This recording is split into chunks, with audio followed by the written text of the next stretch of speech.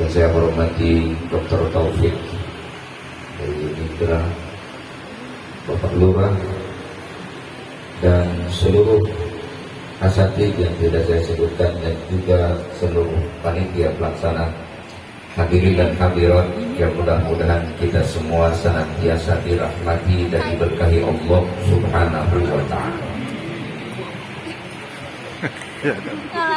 Di dalam surah ayat 120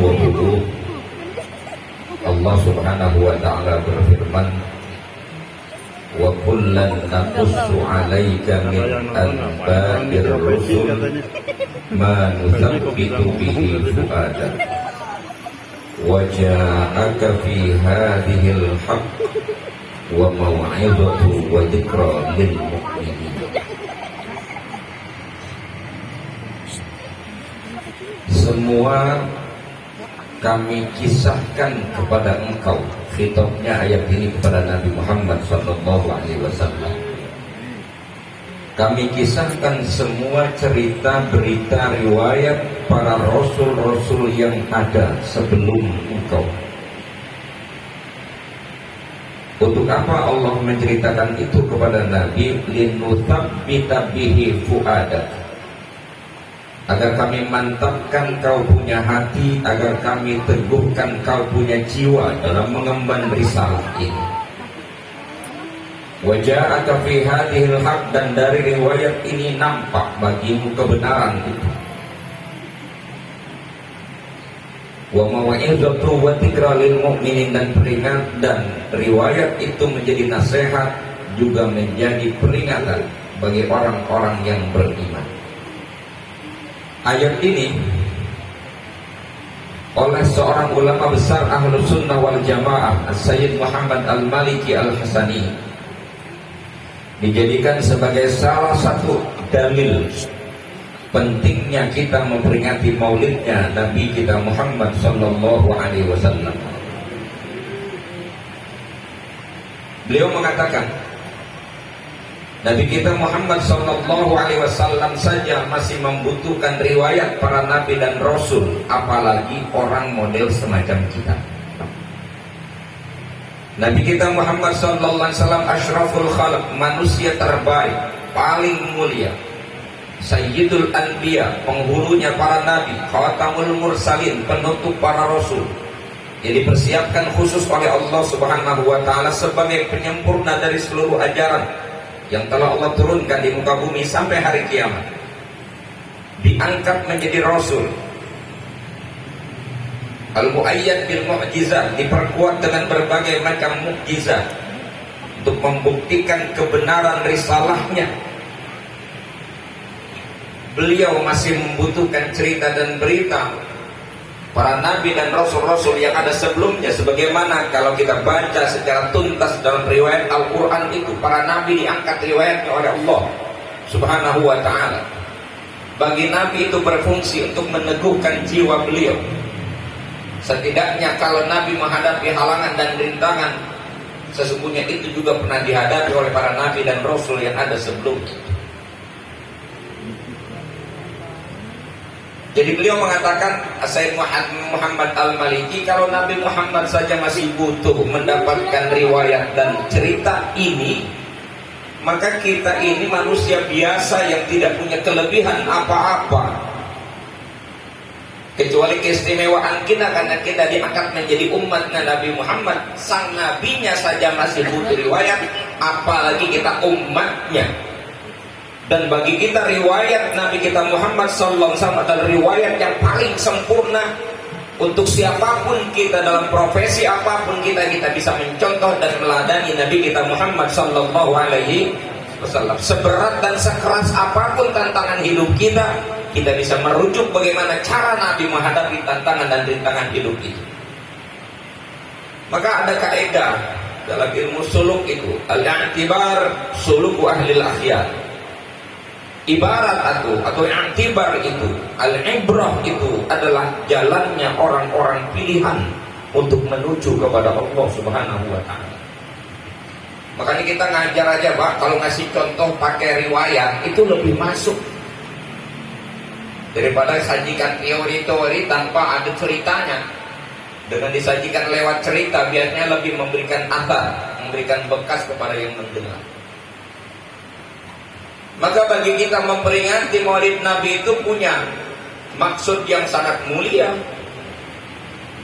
Mengangkat kembali, sesungguhnya mengingatkan kita kembali akan Nabi kita Muhammad sallallahu alaihi wasallam dengan seluruh dinamika perjalanan hidupnya dan riwayat kehidupan yang beliau lewati yang demikian dahsyat. Pertanyaan berikutnya, kenapa kita memerlukan riwayat, memerlukan ibarat, memerlukan mau'izah, memerlukan zikra atau peringatan? Karena memang iman kita ini nggak stabil. Kalau bicara iman, alhamdulillah kita sudah termasuk orang beriman dengan pengakuan kita. Tapi apa kemudian ada jaminan bahwa kita akan terus menjadi orang beriman sampai akhir hayat kita? Kita jelang kematian kita dengan husnul khotimah. Siapa yang bisa jamin itu?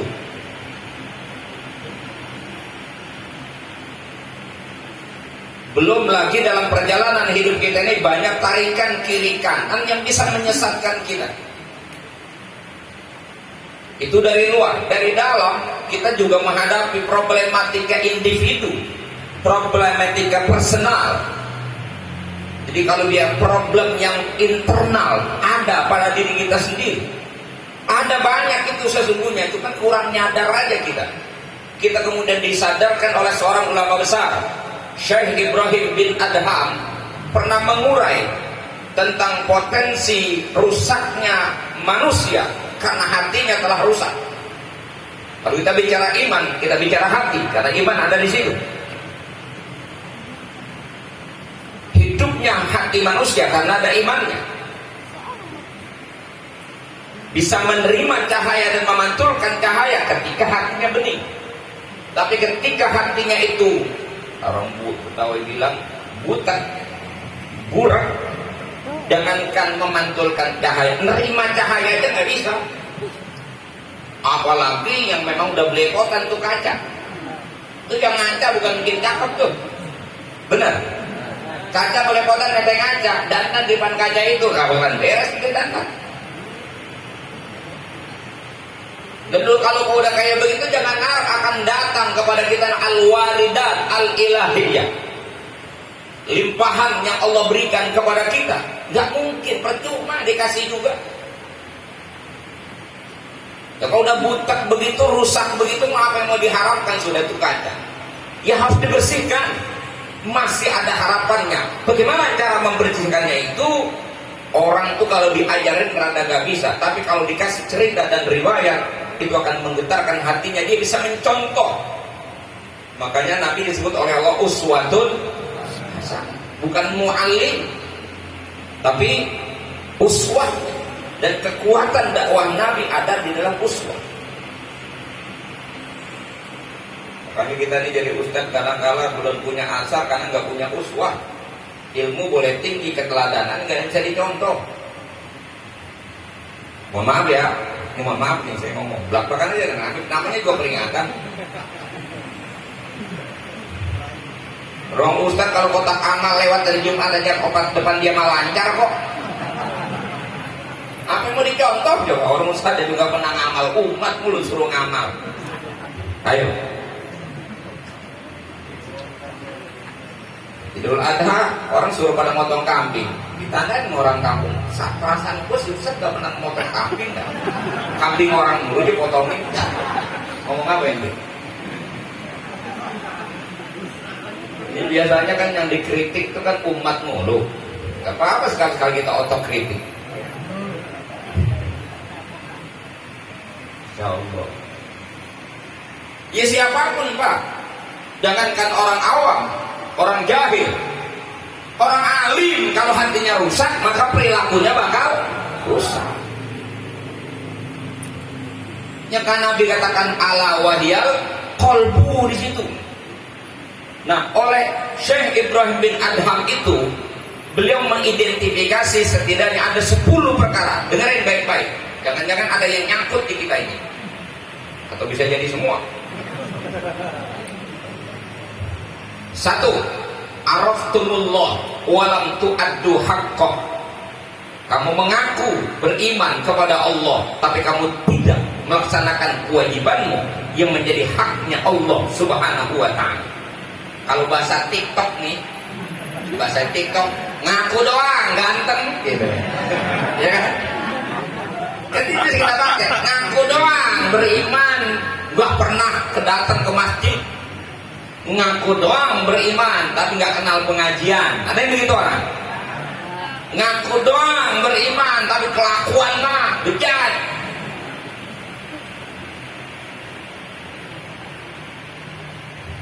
Itu yang araftumullah walam tu'addu hak.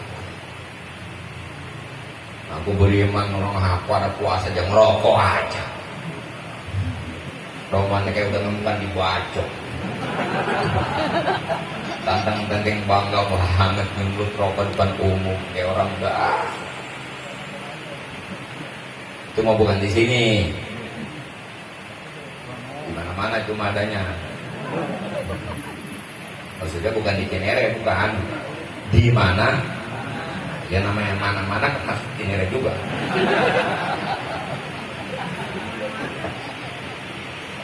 Kalau nakiro kan itu syadiah, bersifat umum, menyentuh semua. Itu satu tuh. Ntar penjelasannya belakangan. Saya sebutin dulu biar hafal. Ini mubalik ini mahalnya tuh kan ngapalnya, Pak. Jadi bisa dipahami kalau guru ngaji sama mubalik kadang-kadang amplopnya beda, nggak usah ngenes karena memang beda. Kalau guru ngaji nggak ada beban apa-apa, dia tinggal bacain aja yang depan di kitab itu kan, gitu ya, bacain, dijelasin sebisanya udah. Kalau penceramah itu kan kudu ngapalnya itu yang capek. Bayangin kalau ustaz guru ngaji dia lupa, tinggal buka kitabnya, ada depan dia, nggak ada persoalan, emang ada di situ. Tapi kalau penceramah lupa, coba dah mau muter kemana? Ya paling wassalamualaikum.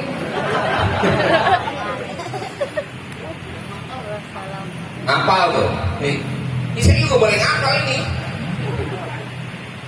Cuma benar-benar saya tergugah dengan analisa ini.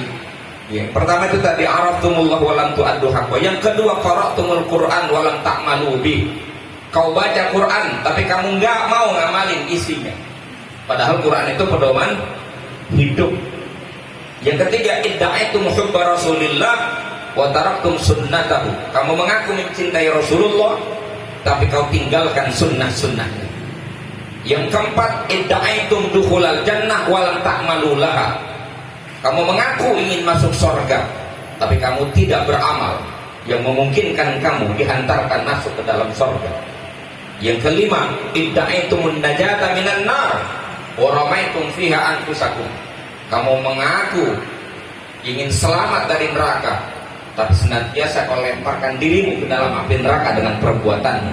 Ini dalam bahasa Arab namanya tilka amaniyuhum. Ini angan-angan namanya. Orang yang hobinya berangan-angan saja. Romanya yakin masuk surga. Bener maka agak kan berangan-angan namanya. Romanya yang aman banget dari neraka, padahal neraka. Masya Allah, gimana enggak orang sholat, sekali dia sholat juga zikirnya Allahumma ajirni minan nar, Allahumma ajirni minan nar, jauhkan saya dari neraka. Keluar dari masjid, gendut rokok kan api udah di mulut. Allahumma ajirni minan nar, jauhkan kami dari api, jauhkan kami dari api. Keluar dari masjid, nyondok rok, ditempelin api ke mulut. Kayak gitu, pengen selamat tapi nyebur. Yang keenam, idda'aitum adawata syaitan wa ata'tumuh wa wafaqtumuh. Kamu mengaku bermusuhan dengan setan. Gagahnya mah setan musuh saya. Tapi apa faktanya? Wa ata'tumuh wa wafaqtumuh. Kamu selalu taat sama ajakan setan. Dan bisa jadi juga kerjaan kamu belum diajak udah ngikut duluan. Itu namanya wa ata'tumuh, itu taat diajak, wa wafaqtumuh itu belum diajak udah akur. Musuhan sama setan tapi kelakuan sama sama setan. Berapa? 6 7. Qultum annal mauta haqqun wa lam tasta'iddu lah. Kamu mengatakan mati adalah sebuah kepastian, tapi kamu tidak mempersiapkan diri menghadapi mati. Lebaran belum tentu. Ibu, Bu, yakin nggak hidup sampai lebaran besok? Pasti bisa lebaran nggak? Pasti nggak? Ngarepnya sampai, tapi pasti nggak? Enggak. Lucunya kalau buat lebarannya kagak pasti, udah siap-siap dari sekarang. Bikin arisan paket. Biasa pulang kerja udah mulai kreditan buat baju lebaran. Padahal belum tentu nyampe lebaran. Yang belum pasti kita persiapkan mati-matian. Mati ya udah pasti. Apa persiapan kita? Yang kayak gitu berpotensi menyebabkan hati kita menjadi mati, dimulai dari kelalaian kita. Yang kedelapan, dafantum mautakum walam ta'tabiru bihim. Kau sering nguburin orang mati, tapi kamu nggak bisa mengambil ibrah dari proses kematian sampai orang dikuburin. Yang kesembilan, akaltum nikmat rabbikum walam tashkurulah. Kamu sudah banyak memakan nikmat Tuhanmu, tapi kamu tidak pandai mensyukurinya. Dan yang ke-10, istaghaltum bi uyubi ikhwanikum fala tarona uyuba anfusikum. Kamu selalu sibuk dengan aib orang, sementara kau lupa dengan aib dirimu sendiri. Lengkap tuh 10. Kira-kira nih saya mau nanya nih, dari 10 poin ini yang ada di diri kita yang mana nih? Tuh kan saya bilang bener, ada aja tuh, hampir nyangkut semua romannya ini. Maka itu kemudian bagaimana kalau ini ada semua di hati, apa nggak bakalan buram tuh hati kita? Karena faktor kelalaian kita ini. Ngaku doang, beriman. Mohon maaf ini mah.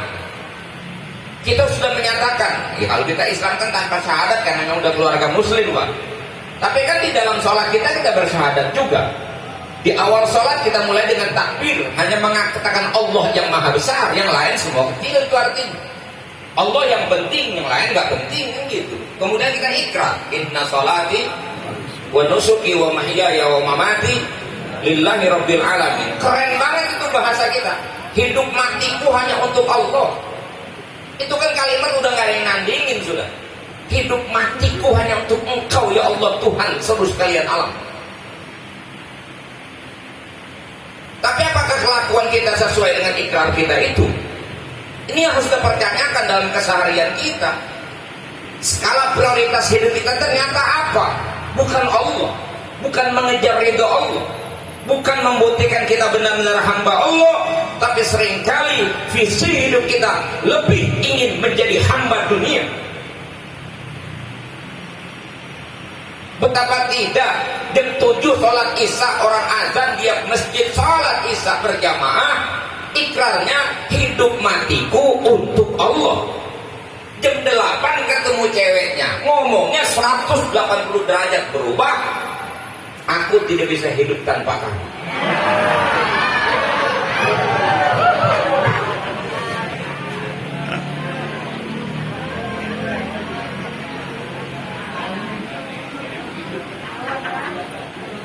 Terus Tuhan tuh di mana? Makanya kata Nabi, kalau kau laksanakan kewajibanmu kepada Allah, Allah akan masukkan kamu ke dalam surga. Apa kewajiban kita kepada Allah?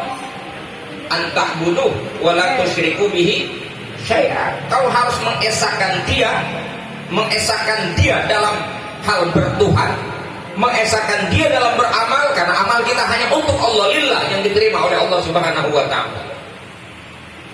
Kemudian wala tusyriku bihi syai'a. Enggak boleh ada penyekutuan dalam hidup kita. Enggak boleh ada dualisme dalam ibadah kita, hanya untuk Allah saja. Apalagi kemudian kita ngomong begitu kita baca ayat surah Al-Fatihah, di sana ada ayat yang bunyi iyyaka na'budu wa iyyaka nasta'in. Hanya kepada Engkau ya Allah kami menghamba, dari mulai bertauhid sampai beribadah hanya kepada Allah. Wa iyyaka nasta'in, dan hanya kepada Engkau juga kami minta tolong. benar-benar orang bertuhan ini namanya. Tapi apakah sesuai juga apa yang kita ucapkan dengan perilaku kita? Ucapannya iya karena na'budu wa iya karena nasta'in, tapi di luar sholat iya karena na'budu wa nasta'in. Ada juga sholatnya masih iya karena na'budu wa iya karena nasta'in, tapi begitu nyari nafkah supaya usahanya lancar, nyari pengasihan, datang ke rumah dukun dengan segala syaratnya dipenuhi, sampai pulang tambah bahasa kasarnya, bahkan disuruh nyari syarat kambing yang serba putih dari ujung ke ujung putih, sama ayam yang hitam dari ujung ke ujung serba hitam. Dia cari di pasar pramuka. Sebegitu patuhnya dia. Tapi ketika Allah suruh berkorban, Nabi nyuruh dia berkorban, boro-boro dia kerjain begitu. Makan daging korban si doyan, korban mangga.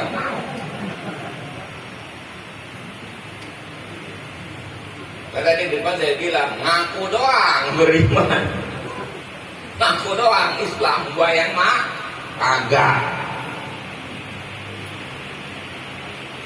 Ini kelalaian ini nggak bisa kita biarkan terus.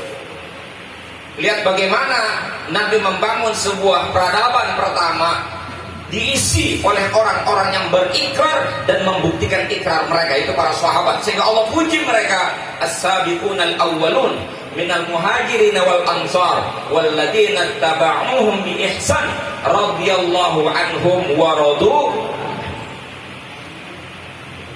Kita kepengen kayak begitu, maka doa-doa kita panjatkan agar kita bisa seperti para sahabat ngikutin Nabi, mencontoh Nabi, menjalankan ikrarnya sesuai dengan ikrar itu. Di depan Nabi mereka lakukan itu.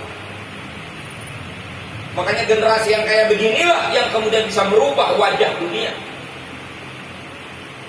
Bukan yang ashabul amani, bukan orang yang hanya berangan-angan saja. Makanya berhentilah Pak mempergunakan kalimat kita ini muslim mayoritas. Udah berhentilah, gak ada untungnya ngomong begitu. Beneran ini Quran udah singgung kita. Walaqad nasarakumullahu fi mawatin katsiratin wa yawma hunainin id a'jabatkum katsratukum falam tughni ankum katsratukum wa daqat alaihimul ardu bima rahabat tsumma wallaytum mudbirin. Itu kan ketika umat Islam merasa udah mayoritas dalam perang Hunain. Perang Hunain sejarahnya itu adalah setelah Futuh Mekah, ketika orang sudah berbondong-bondong masuk Islam. Kemudian ada perintah untuk berperang ke Hunain. Dan merasa sudah di atas angin karena jumlah kita mayoritas, yang selama ini kita selalu kalah jumlah dari orang-orang kafir. Hari itu umat Islam lebih unggul, 20.000 lebih, hanya menghadapi orang yang cuma 6.000 di Hunain. Merasa sudah di atas angin. Tapi apa yang terjadi kemudian?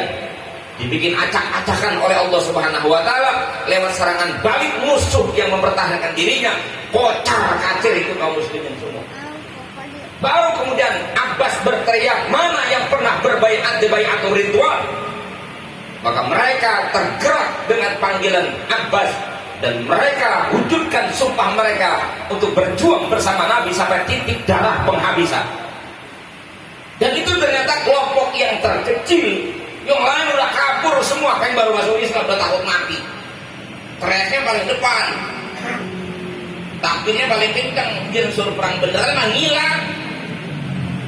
Ngomong bela Islam mah paling hebat, teriak-teriak bela agama mah paling depan. Diajak ngecor mah kabur. Ngomongin Islam mah paling semangat, diminta sumbangan paling pelit. Ternyata mayoritas juga, makanya berhentilah berbangga dengan jumlah. Kita akan dinilai bobokan, nggak punya tantangan akhirnya. Yang tertantang itu biasanya menang. Maksud saya ingatkan kepada Ustaz Ramdhani, ya nggak usah terlalu ngomong yang gede. Dikit kecil berdaya jauh lebih baik daripada besar tidak punya daya. Ya santri 10, yang jadi 9, alhamdulillah. Ya santri 1000, nggak ada yang jadi beratus. Oh maaf. Tapi kan dengan yang banyak juga emang jumlahnya. Kalau jadi semua, kalau jadi Yang sedikit itu biasanya dimulai dari keprihatinan, tantangan itu dihadapi dengan penuh kesabaran, tawajuh ke Allahnya bikin cengan. Nah, itu biasanya yang nusra Allah turun. Yang kedua, qara'tumul Quran walam ta'malu bi, kau baca Quran tapi kamu enggak mengamalkan isinya. Coba perhatikan redaksinya. Redaksinya itu kau sudah baca Quran, tapi Quran tidak dipedomani. Dia hanya bahan bacaan saja. Quran bilang ngidul, ente bikin ngalor. Quran bilang ngulung, ente bikin kewetan. Itu artinya Quran, dia tahu bacaannya harus ke kanan, tapi dia ke kiri. Ini yang juga menyebabkan kita ini mati hati kita. Gak lagi bisa menangkap sinyal-sinyal ketuhanan yang Allah turunkan ini ke bumi untuk kita menjadi pegangan dan perhatian kita. Udah tumpul daya pikir kita, basirah kita ini mati. Ini kayak begini, jangankan dinasehatin sama saya, ustaz kecil begini. Syekh yang berjenggot berlapis pun ngasih tahu dia, gak acik.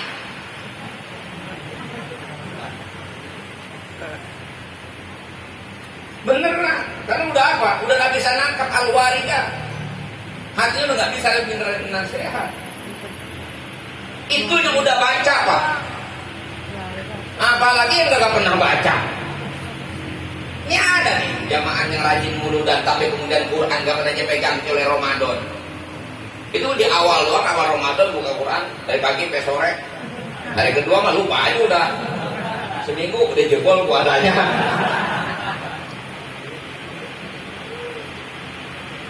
Ya karena Quran itu hudan lil muttaqin, begitu kita buka dzalikal kitabul la raiba fi hudan. Hudan itu apa sih hudan?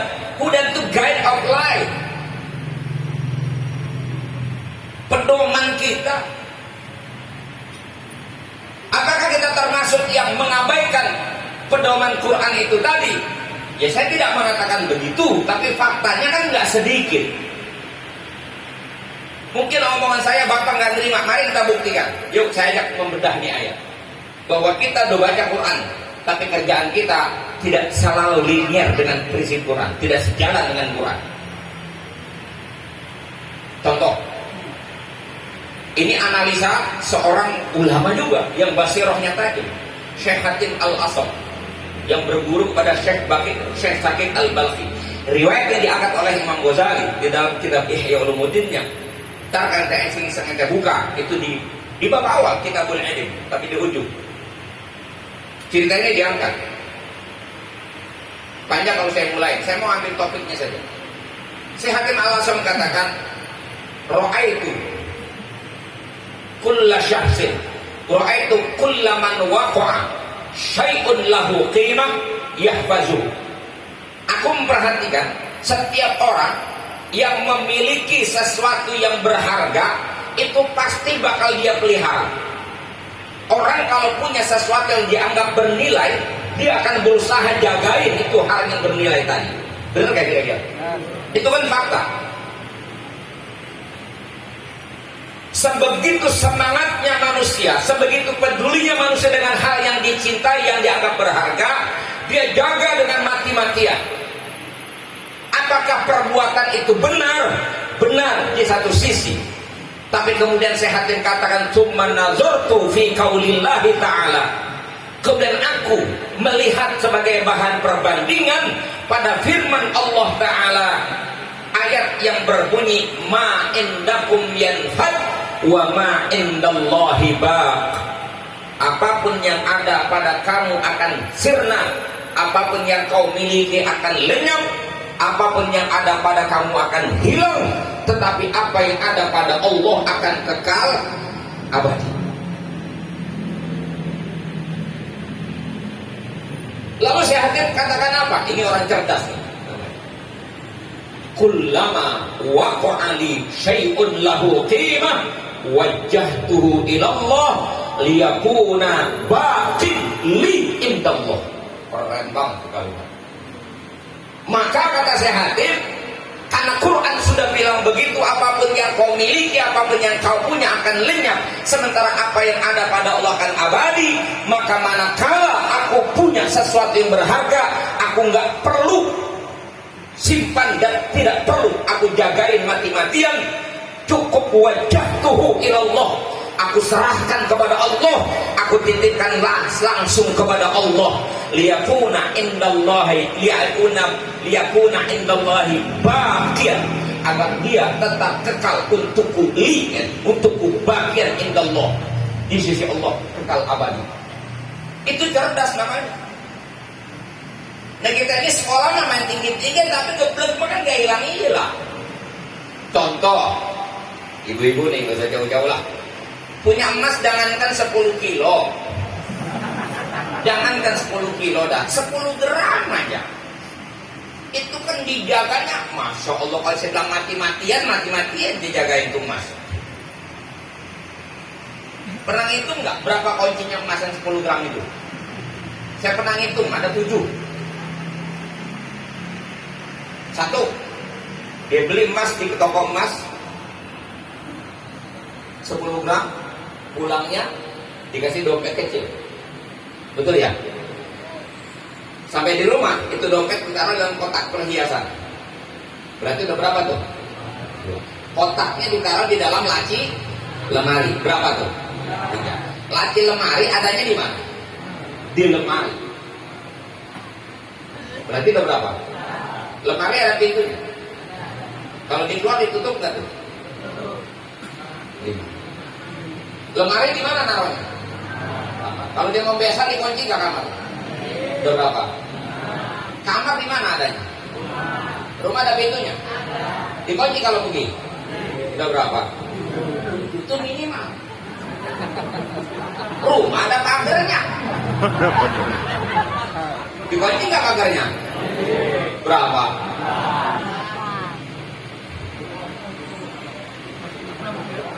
Sampai kayak begitu jagain emas nggak kalah sengit sama ini juga. Punya motor saking senangnya, produksi terbaru, Aerox terbaru. Itu kunci dari pabrik udah diperhitungkan sama yang bikin konsep. Satu, kunci stang.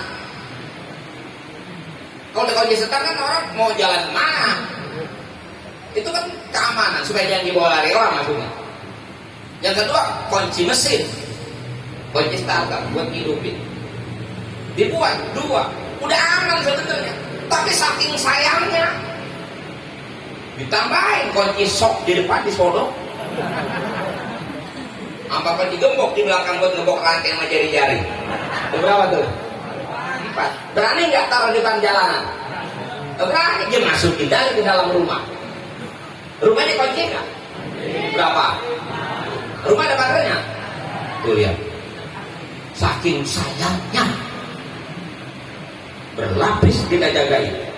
Padahal sepintar apapun kita jagain banda kita, harta kita, bakal putus gak dari kita? Putus. Dari mulai putus kemanfaatannya sampai putus hak kepemilikan. Yang putus kemanfaatannya udah banyak terbukti. Orang kaya raya tapi hidupnya didera berbagai macam derita penyakit karena memang dia punya penyakit yang tidak pernah obati. Apa itu? Pelit, medit, kikir, coret, bakhil. Dia tidak pernah obati, maka penyakit itu menular pada diri dia sehingga kemudian penyakit bertubi-tubi, fisiknya diserang karena kebahilan. Orang bakhil kan ketakutan mulu kalau itu. Jadi gak pernah tenang. Jiwa yang gelisah itu sumber penyakit. Orang udah ketakutan, gak enak makan.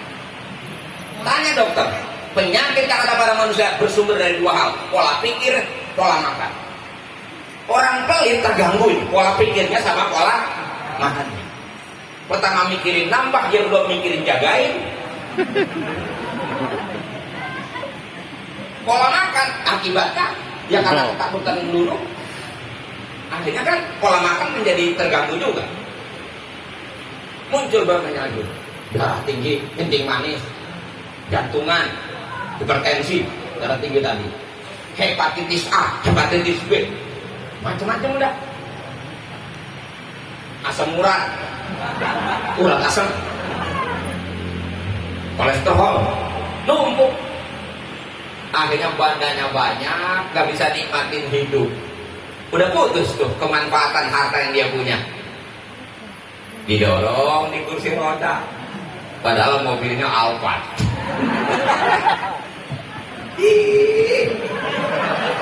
Coba orang-orang boleh makan apa aja bebas, emping boleh, dia pemain kerupuk melarat boleh. Kalau emping nggak boleh, kolesterol tinggi. Emping melarat, kerupuk melarat tahu tuh di Pantura dijual di pinggir jalan, yang di sangrai pakai pasir. Sebetulnya orang sana bilang namanya kerupuk melarat. Itu dia makan emping nggak boleh, kerupuk melarat tuh. Banda banyak makan durian nggak boleh. Padahal dia kuat beli, kan lebih menderita orang susah pengen makan durian. Ya sudah, hilang pengennya beli tengah kantongnya nggak cukup, selesai. Orang kaya pengen makan durian, di kantong duit banyak, tapi kata dokter kagak boleh. Coba tersiksa sama dia. Derita di atas derita. Kencing manis, istrinya kayak bidadari, main ke salon tiap minggu. Dan dananya gak cukup 5 juta seminggu, tapi cuma bisa dilihatin doang, gak bisa dinikmati. Coba lihat, derita di atas derita,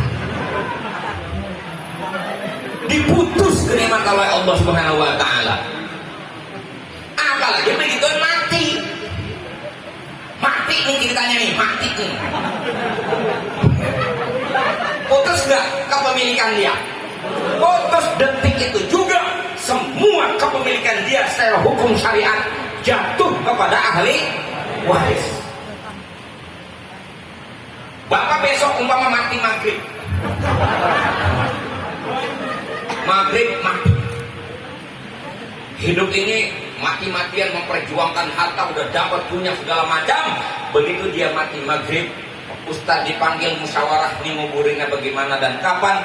Kata Ustaz pertimbangannya karena tukang gali udah pada pulang semua, jadi besok pagi baru kita urus galian kuburan. Maka paling cepat juga dikuburin besok jam 10 atau ba'da sholat zuhur supaya jamaah banyakan. Terus gimana Pak Ustaz? Ustaz balik nanya, ya lu maunya bagaimana? Gak ada lagi jalan itu. Istrinya lagi nangis, saya sembuhkan. Kata Ustaz, Bu, sabar ya, kita juga tunggu-nunggu giliran. Ini karena memang mungkin kita kuburin sekarang bapak ini jenazahnya, jadi besok saja baru kita selesaikan. Dan malam ini anggap saja malam terakhir buat ibu. Biarlah jenazah suami ibu di kamar sini saja. Nerima nggak bini kita dikata gitu? Nerima nggak bini kita dikata gitu? Di jenazah bapak dia di kamar ini bersama ibu, anggap ini malam terakhir. Mau nggak bini kita? Langsung berontak, nggak bisa Pak Ustaz. Lagi nangis langsung tegas, nggak bisa Pak Ustaz. Tuh kalau di situ tuh digerasi maksudnya. Padahal tuh rumah Pak, ini pikirin halus-halus ya omongan. Itu rumah boleh kita cari uangnya, sungsang sumpel, jungkir balik, kita berantem sama teman bisnis Pak. Demi apa? Demi bisa bangun rumah yang mewah, kumpulin duit sebanyak-banyaknya, rumah semewah-mewahnya kita bikin, harta kamar kita seindah-indahnya kita bikin dekornya. Tapi begitu kita mati malam itu, dipaksa kita keluar dari kamar itu, dan yang memaksa keluar bukan orang lain, ini kita sendiri. Brengsek tapi ini. Pikirin, bentar nih mas, saya ngomong apa adanya. Hah? Pikir halus-halus. Bini kita lah yang ngusir. Masya Allah. Nangis mah nangis, tapi tega banget diusir. Begitu dikuburin, tahlilan segala macam, suasana duka. Kita ambil jangka yang paling panjang 40 hari. Setelah 40 hari, pembagian harta waris. Maka harta itu dibagi-bagi di antara anak-anaknya yang laki dan perempuan, termasuk istrinya pun dapat bagian 1/8.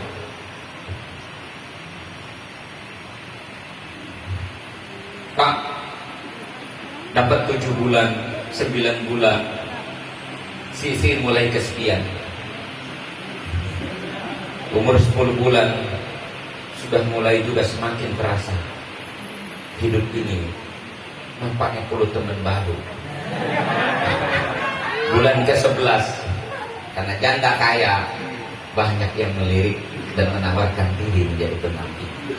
Di bulan ke-12 jatuhlah pilihan kepada seseorang, nikahlah di bulan ke-12. Dan setelah menikah dengan suami baru, dia masuk ke rumah itu, bersenang-senang di kamar itu, dan kamar itu kita yang bikin, Pak.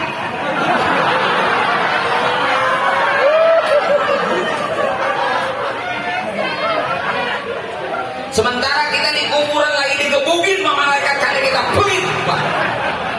Kita nyari nafkah dengan cara yang haram. Kita zalimi orang, disiksa kita dikubur. Harta kita dapat tidak kita zakati, disiksa kita dikubur.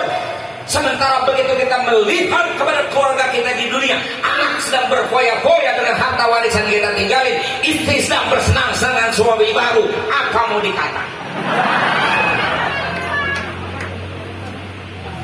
Maka orang cerdas itu seperti yang saya hatim tadi bilang, bro. Ini sama ibu juga begitu. Ibu mati di besok. Besok ibu mati. Nah, emas yang selalu dipamer-pamerin sama orang, yang dibangga-banggain kepada orang, nggak peduli suami dapat dari mana, yang penting dia punya perhiasan dan dia senang pamer di hadapan orang. Tinggal orang miskin ngenes doang ngeliat dia, harap-harap dibagi, nggak pernah dikasih. Ngarap dapat zakatnya pun nggak pernah ada zakat emas, paling zakat fitrah mulu kita. Padahal ada bab emas. Mana masyarakat ngeluarin zakat emas? Coba tanya. Ustaz paling banter disuruh ngeluarin zakat fitrah mulu, ngumpulin beras lagi ya. Emasnya kemana tahu? Saya sampai hari ini belum pernah ada orang datang ke rumah saya nyerahin menitipkan zakat emas, belum pernah ketemu. Yang nitip beras 3,5 liter, apa lu? Aduh, suruh titipin itu melulu. Oh, itu disuka pamer, sombong, dia jadi istri orang kaya, menyakiti hati tetangga, bikin orang jadi belas gara-gara dia. Sampai bini orang berantem sama lakinya gara-gara pengen kaya. Begitu dia mati, emasnya dibawa ke kuburan nggak? Emas ibu menyertai ke kuburan. Emas itu kembali kepada pemiliknya yang pernah beliin dia, yaitu suami. Seminggu berduka, hari ke-7 sang suami sudah nggak tahan. Kalau istri 7 bulan tadi, istri masih bisa bertahan 7 bulan. Sang suami dari mulai hari ke-3 sebenarnya sudah berpikir, nggak mikirin hari ke-7, cuma nggak enak aja sama tetangga. Setelah 7 hari, dia mulai kasak kusuk ngomong sama Pak RT, sama tetangga, kira-kira ada bakat bagus. Tepat di hari ke-9, dijodohkan sama Pak RT dengan janda kampung sebelah. Dan janda itu rupanya, jelasnya kembang desa. Maka untuk memikat kembang desa ini nggak ada jalan lain kecuali perhiasan yang ada untuk menjadi bagian bagi hidup. Dan dia lamar dengan separuh emas istri, dan dia janji akan diserahkan semua kalau sudah menjadi istri beneran. Bersenang-senanglah dia dengan istrinya, sementara si ibu dikubur lagi digebukin. Karena si ibu pelit banget waktu di dunia, nggak pernah ngeluarin zakat, bikin orang pada ngenes sampai ribut sama lakinya gara-gara ibu, maka ibu digebukin di kuburan. Begitu melihat ke dunia, betapa sedih dan ngenesnya ketika menyaksikan suaminya sedang bersenda gurau dan bersuka cita dengan janda kampung sebelah. Saran saya, daripada emas itu buat janda, lebih baik emas itu gunakan modal untuk masuk surga. Caranya, serahin ke pondok pesantren, serahin ke masjid, titipin sama Allah, jangan bakalan hilang bandar kita. Jangan aku cerdas Pak, kalau masih cuma nitipin uang ditaruh di bank. Banknya bangkrut, besok ngomong apa? Mungkin ada jaminan dari BI, mungkin. Tapi nilai tukar uang sudah melorot, hilang juga. Tapi kalau dititipin kepada Allah, nggak akan pernah kepemilikan kita hilang dan tidak akan tertukar. Itu akan jadi modal kita pulang kepada Allah Subhanahu wa ta'ala. Jadi kalau bimbingan Quran, kalau punya apa-apa, serahin ke Allah. Maka kalau ayat ini jalan, nggak ada orang pelit. Tapi kenapa banyak orang pelit? Ini ayat cuma dibaca-baca, tapi kita nggak pernah mau pakai. Pelit. Dan apakah orang pelit imannya benar? Hei, mohon maaf, Nabi bilang, la yajtami'ul iman wal bukhlu. Iman dan pelit nggak bakal nyampur di dalam satu orang. Di dalam satu orang, iman sama pelit nggak bakalan nyatu. Jadi kalau ada orang beriman, nggak mungkin pelit. Ada orang beriman, nggak mungkin pelit. Karena orang beriman nggak bakalan nyampur sama keimanan, nggak bakalan nyatu di hati kita dengan pelit. Kalau ada pelit, berarti nggak ada iman. Yang menariknya justru orang beriman banyak, tapi yang pelit juga nggak kalah banyak. Saya mau tanya, ada nggak di Cinere orang beriman tapi pelit? Hah? Kalau Cinere kan di Depok. Ada nggak di Depok orang kaya yang aku beriman tapi pelit? Ada nggak? Tuh, coba. Padahal Nabi bilang la yajtami'ul iman wal bukhlu. Iman dan pelit nggak bakalan menyatu. Artinya konsekuensinya orang kalau beriman kagak pelit. Tapi faktanya banyak orang beriman tapi banyak juga yang pelit. Berarti imannya bermasalah. Dan ini kalau dibiarin bisa mati itu iman. Tertutup oleh ambisi duniawi yang Nabi sebut dengan hawan muttaba. Jadi syuhul muta' wa hawan muttaba. Kebahilan yang diturutkan dan nafsu yang ditaati. Itu ngomong ayat. Contoh lain, ini ngomong ayat lagi. Kita baca tuh ayat. Ra'aitun nas yatahasadu. Aku lihat, perhatikan manusia ini saling mendengki satu sama lain. Yatahasadun, hasud. Tahu hasud Pak? Hasud tahu nggak hasud? Apa tuh? Nah. Dengki. Tahu dengki?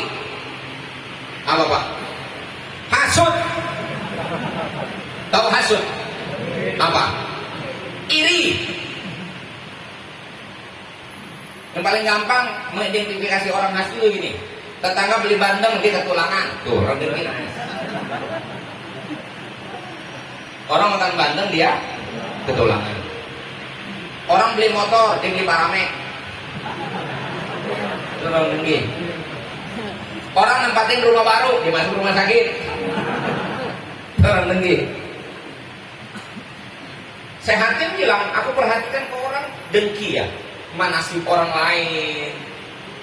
Coba summa nazartu fi qaulillahi ta'ala, kemudian aku mengamati sebagai bahan perbandingan pada firman Allah Ta'ala. Allah katakan di Al-Quran, nahnu qasamna bainahum ma'isyatahum fil hayatid dunya. Kami yang qasamna, nahnu qasamna, kami membagi, kami menjatah ma'isyah, jalan kehidupan mereka masing-masing manusia. Ini kita udah dijatah masing-masingnya. Pokoknya Pak, ini saya ngomongin jatah ini. Jatah kita ini pasti beda-beda Pak, gak ada yang sama. Itu semua hak prerogatifnya Allah. Di Quran di ayat lain Allah bilang surah Al-Isra, inna rabbaka yabsutur rizqa liman yasha'u wa yaqdir.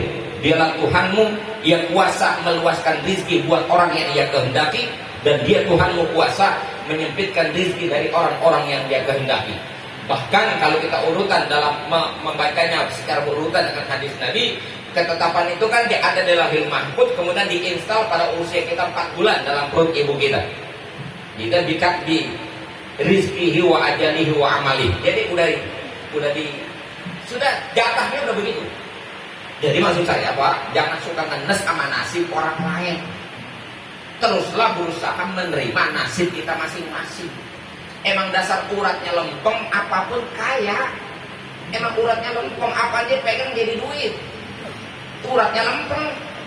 Tapi yang dasar uratnya bengkok, duit dia pegang ludes. Berapa banyak orang megang sampah jadi duit?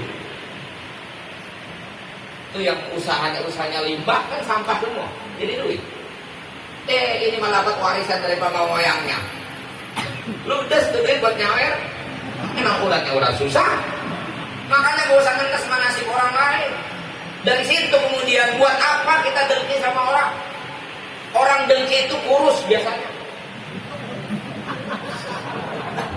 Bukan berarti yang kurus dengki, bukan. Orang kalau disakit juga kurus. Maksudnya tuh orang kalau dengki itu kita kebayangin biar mana mau senang coba tidur kagak nyenyak. Nasib orang aja dipikirin. Siapa apa begitu? Mau tidur mikirin nasib orang aja. Rasanya kan pinteran gua sama dia. Tapi kenapa dia? Apa dia pegang jadi duit? Gua apa aja gua pegang, ludes gitu. Nasib orang dia bandingin sama nasib dia. Lalu iri yang muncul. Nggak terima dia kenyataan itu. Kalau begini makan juga jadi nggak nafsu kan urusan. Maka akibatnya tadi itu pola makan, pola pikir rusak. Gara-gara dengki. Harusnya kalau bahasa Quran, ketika Allah sudah menjatah, kita bilang Allah Tuhan kita dan kita mengakui Allah yang kuasa dan itu haknya Allah, maka bagi kita tidak ada jalan lain menerima keputusan Allah. Ajaran Islam mengatakan tuba liman hudiya lil Islam wa kana aishuhu kafafan wa qana. Beruntunglah orang yang mendapatkan hidayah Islam lalu hidupnya itu cukup, kalaupun dia tidak cukup qanaah, merasa cukup. Jadi yang kaya syukur dengan limpahan rezekinya, yang susah qanaah dengan pemberian Allah. Nggak perlu ada kedengkian sudah. Tapi faktanya walaupun Quran sudah informasikan begitu, kedengkian tetap merajalela di mana. Dan kedengkian ini pelihara kacau urusannya dan tarikannya dunia sebenarnya. Itu yang bikin rusak. Mohon maaf Pak, saya sering bilang yang dengki itu bukan cuma pedagang dengan pedagang, pejabat dengan pejabat, nelayan dengan nelayan, petani dengan petani. Yang lebih dahsyat lagi, dengkian itu kalau terjadi antar ustaz.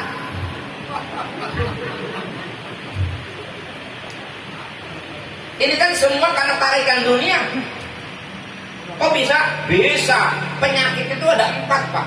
Penyakit akut pada manusia ada pada 4, dan 4 ini ada spesialisnya. Penyakit orang kaya itu pelit, bakhil.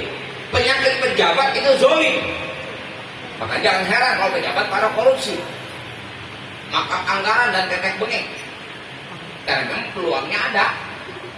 Kalau saya nggak pernah korupsi karena nggak pernah melihat duit dan nggak pernah ngerancang anggaran. Saya cuma megang mic. Dan mic ini ada yang punya tukang mic. Kalau saya bawa pulang kelihatan sama dia. Jadi nggak bisa korupsi saya. Tapi kalau saya jadi pejabat belum tentu saya nggak korupsi. Karena penyakit itu ada spesialisnya. Orang kaya penyakitnya pelit. Orang kaya penyakitnya pelit. Pejabat penyakitnya zalim. Pedagang penyakitnya curang. Rata-rata pedagang itu kalau pengen kaya kan kudu curang dia. Takeran ditonjok bawahnya. Itu timbangan diganjel pakai karet. Bagaimana caranya supaya untung gede? Nah, yang keempat asup. Ini penyakit siapa? Penyakitnya ulama. Makanya di kampung kalau ustaz akur, damai kampung. Kampung biasanya berantakan, ustaznya nggak damai. Mohon maaf, lagi-lagi otokritik ini mah. Padahal kalau tarikannya akhirat, kan nggak usah bersaing ustaz sama ustaz. Kenapa? Si ustaz megang tanggung jawab keumatan, dia merasa ini kewajiban, ini tugas. Maka begitu ada ustaz baru datang di kampung itu, atau ada ustaz yang muncul kemudian dari generasi berikutnya, kan mestinya dia senang, kewajibannya menjadi berkurang karena tugasnya dibantu oleh yang baru. Semakin banyak ustadz berarti semakin ringan kewajiban kita. Kan bikin enak sebenarnya, bikin ringan. Jadi kalau kerjaan digotong rame-rame kan mestinya senang. Kenapa ustadz jadi uring-uringan ketika ada ustadz baru? Aneh kudu ngomong ini urusan. Ini tarik. Jangan awam mulu diomelin. Ustaz gak ada yang berani ngomel. Loh, di tasawuf makan yang diomelin Ustaz. Ustaz aja kalau nyampein orang awam mulu diomelin. Kudu muludan, ini namanya muludan, ngomelin semua. Karena timbangan kita Rasulullah. Betul. Ini bukan bermaksud apa-apa, ngingetin sama kita. Yang baca Quran kita kok. Yang paham Quran juga Ustaz. Tapi kenapa yang dengki Ustaz juga? Mudah-mudahan Allah jaga kita semua. Allah hindari kita dari penyakit itu. Saya bukan ngomong itu penyakit, pokoknya belak-belakan aja. Ada di diri kita semua, ada. Termasuk yang ngomong. Ada. Kan gak gampang nerima nasib orang. Ustaz baru pinter-pinter amat kakak, pengikutnya banyak. Sementara kita udah lama, pengikut itu juga kan uring-uringan. Ngomong apa itu? Iya. Terjadi kita semua. Jangan bilang enggak. Tapi begitu kita menyadari, kita harus kembali pada prinsip Quran tadi. Baru kan selamat. Kalau enggak, rusak kita. Terus. Ra'aitun nas yata'adun. Aku perhatikan manusia saling bermusuhan satu sama lain.